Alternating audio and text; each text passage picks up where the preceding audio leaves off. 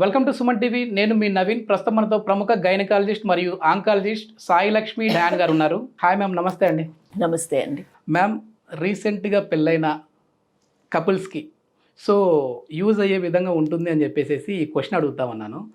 ఏ సమయంలో భార్యాభర్తలు కలిస్తే పిల్లలు పుట్టే అవకాశం ఉంటుంది? ఎందుకంటే పెళ్ళై 3 సంవత్సరాలు అవుతా ఉంది, 2 సంవత్సరాలు అవుతా ఉంది, అయినా పిల్లలు లేరు అని చెప్పి కొద్దిమంది బాధపడుతూ ఉంటారు. అంటే దీనికి సంబంధించిన కరెక్ట్ గైడెన్స్, ఎడ్యుకేషన్ లేక మీలాంటి వాళ్ళని అడిగితే బాగుంటుందని చెప్పేసి ఈ క్వశ్చన్ తీసుకున్నాను. షూర్ అండి. ఈ మధ్యన కపుల్స్లో, ఐటీ ప్రొఫెషనల్స్లో కూడా because of various shift patterns and so on, వాళ్ళు కలవాలనుకున్నప్పుడు కలవలేకపోవడం అలా కూడా జరుగుతుంది for various reasons. So ovulation time అంటాము, అంటే ఒక స్త్రీ అండము రిలీజ్ చేసే టైం. ఈ ovulation time is 48 to 72 hours. So మొత్తం నెలలో ఓన్లీ ఫర్ 2 to 3 days ఆ ఎగ్ బతికి ఉంటుంది. ఓకే. ఈ ఓవ్యులేషన్ అనేది ఆ అమ్మాయికి నెక్స్ట్ పీరియడ్ ఎప్పుడు రాబోతుందో దానికన్నా 14 రోజుల ముందు జరుగుతుంది. సో ఈ పీరియడ్ నుంచి ఎన్ని రోజులకు ఓవ్యులేషన్ అవుతుంది అంటే చెప్పడం కష్టం. బట్ తన పీరియడ్ ఎప్పుడు వస్తుందో తనకి మైండ్లో ఒక ఐడియా ఉంటుంది కదా. అక్కడి నుంచి 14 రోజులు వెనక్కి వస్తే అది తన ఓవ్యులేషన్ టైం. అండ్ ఆ టైంలో ఫర్ 2 to 3 days ఎగ్ రిసెప్టివ్గా రెడీగా ఉంటుంది స్పర్మ్ని కలవటానికి. ఆ ముందు చేసిన ప్రెగ్నెన్సీ రాదు, ఆ తర్వాత చేసిన ప్రెగ్నెన్సీ రాదు. So egg life is only 2 to 3 days.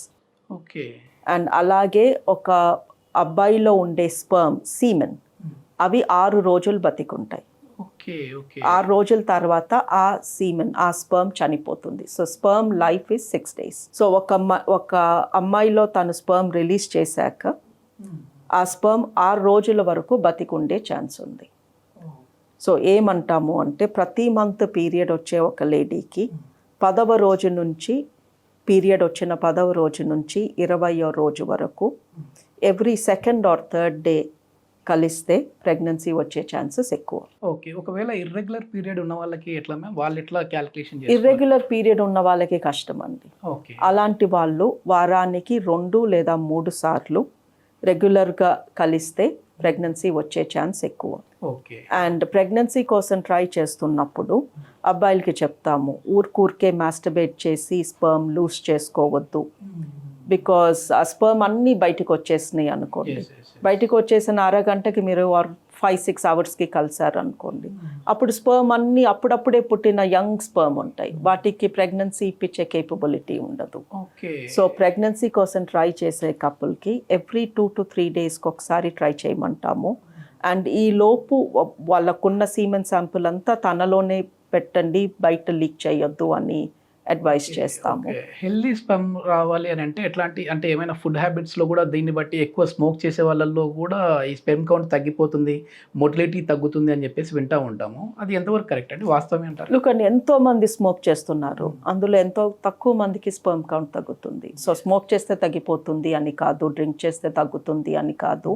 But already తగ్గి ఉన్న స్పర్మ్స్ సీమెన్ కౌంట్ ఇప్పుడు ఎవరికైనా తక్కువ ఉంది అనుకోండి, అలాంటి వాళ్ళు స్మోకింగ్, డ్రింకింగ్ కట్ డౌన్ చేసి రెగ్యులర్ ఎక్సర్సైజ్ చేస్తే ఇంప్రూవ్మెంట్ కనిపిస్తుంది.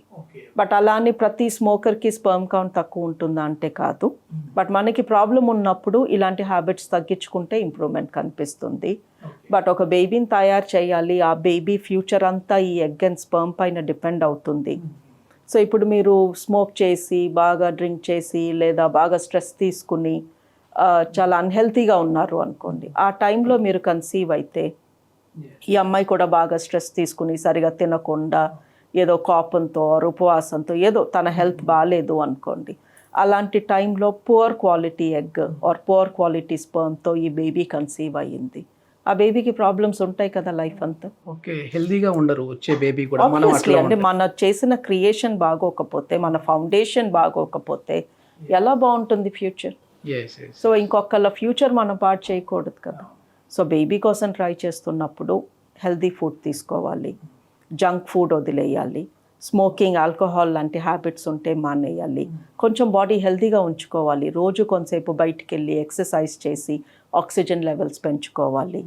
అండ్ కరెక్ట్ పీరియడ్స్ ఉన్న వాళ్ళు ఓవ్యులేషన్ టైం ఏదో చూసుకుని ఆ టైంలో ఇంకా హెల్తీగా ఉండటానికి ట్రై చేయాలి, మైండ్ ప్యూర్గా సింపుల్గా ఉంచుకోవాలి, హ్యాపీగా ఉండాలి. ఈ మెంటల్ టెన్షన్ ఉన్న వాళ్ళకి కూడా ఈ బేబీ పుట్టే అవకాశం తక్కువగా ఉంటుందని విన్నాను. ఎందుకంటే stress plays a big role. Stress మూలంగా మన బాడీలో ప్రతి ఆర్గన్లో తేడా కనిపిస్తుంది.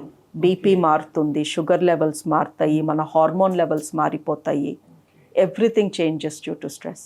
Okay ma'am. అదేవిధంగా ఇప్పుడు మేము కరెక్ట్ సమయంలోనే మీ ప్రీవియస్ వీడియోస్ చూసి మాకు ఒక ఎడ్యుకేషన్ అయితే మీరు ఇచ్చారు, ఆ విధంగానే కలుస్తున్నాము. అయినా కూడా ఎందుకు పిల్లలు పుట్టే అవకాశం తక్కువగా ఉందని అంటుంటారు. సో వాళ్ళకి ఎట్లాంటి ప్రాబ్లమ్స్ ఉంటాయి? లుక్ అండి, 1/3 ప్రాబ్లం అమ్మాయిలో ఉంటుంది, ఎగ్తోనో యూట్రస్తోనో ట్యూబ్స్తోనో. 1/3 ప్రాబ్లం అబ్బాయిలో ఉంటుంది, స్పర్మ్ కౌంటో మొటిలిటీనో లేకపోతే అబ్నార్మల్ ఫార్మ్స్ ఏదో ఉంటుంది. 1/3 వి డోంట్ నో, అన్ఎక్స్ప్లెయిన్డ్. ఈ అమ్మాయి బాగానే ఉంటుంది, ఆ అబ్బాయి స్పర్మ్ కౌంట్ బాగానే ఉంటుంది, స్టిల్ వాళ్ళిద్దరికి పిల్లలు పుట్టరు. అంటే థైరాయిడ్ ఉన్న వాళ్ళకి కూడా ఈ ప్రాబ్లం ఉంటుందా మ్యామ్?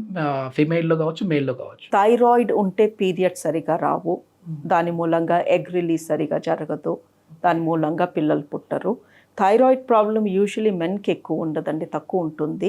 బట్ థైరాయిడ్ ప్రాబ్లం ఉన్న వాళ్ళకి ఫర్టిలిటీ ప్రాబ్లం ఉండడం ఒక్కొక్కసారి చూస్తాం. ఓకే. ఈ ప్రెగ్నెన్సీలో వచ్చే థైరాయిడ్ ఇది మళ్ళీ లైఫ్ లాంగ్ కంటిన్యూ అవుతుందా అండి విమెన్కి, లేదంటే బేబీ పుట్టిన తర్వాత కొన్ని రోజులకి స్టాప్ అయిపోతుందా? ప్రెగ్నెన్సీలో వస్తే స్టాప్ అయ్యే ఛాన్సెస్, ప్రెగ్నెన్సీ తర్వాత అది తగ్గిపోయే ఛాన్సెస్ చాలా ఎక్కువ. ప్రెగ్నెన్సీ ముందు ఉన్న థైరాయిడ్ ప్రాబ్లం యూజువలీ లైఫ్ అంతా ఉంటుంది. థ్యాంక్ యూ మ్యామ్, చాలా మంచి ఇన్ఫర్మేషన్ అండి. Thank you.